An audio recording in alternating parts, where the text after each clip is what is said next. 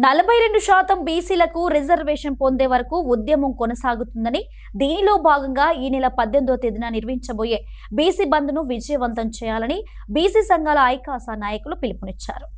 ఈ సందర్భంగా మీడియాతో మాట్లాడిన బీసీ ఐకాస నాయకులు మండలంలోని అన్ని వర్గాల ప్రజలు, విద్యార్థులు, మేధావులు, వ్యాపార వాణిజ్య వర్గాలు ఈ బంద్కు సహకరించాలని కోరారు.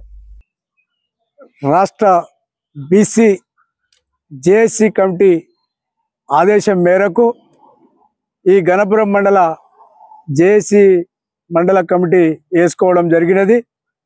రేపు 18వ తారీఖు నాడు జేఏసీ పిలుపు మేరకు అన్ని వర్గాలు, అన్ని షాపులు బంద్ చేయడానికి ముందుకొచ్చి ఆ కార్యక్రమాన్ని విజయవంతం చేయాలని ఈ గణపురం మండల అన్ని రకాల ప్రజలను, అన్ని వర్గాలను బీసీ జేఏసీ గణపురం మండల చైర్మన్గా విజ్ఞప్తి చేస్తున్నాం.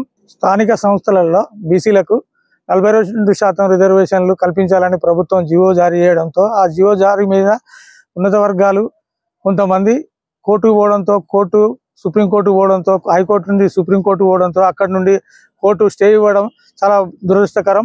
బీసీలకు జరిగిన అన్యాయంగా మేము భావించుకుంటూ ఈ నెల 18న బంద్ నిర్వహించాలని బీసీ సంఘాల జేఏసీ తరపున నిర్ణయించడం జరిగింది. దీనికి సంబంధించి వ్యాపారవేత్తలు, ప్రజలు, బీసీ సంఘాలందరూ ఈ యొక్క బంద్కు సహకరించాలని కోరుకుంటూ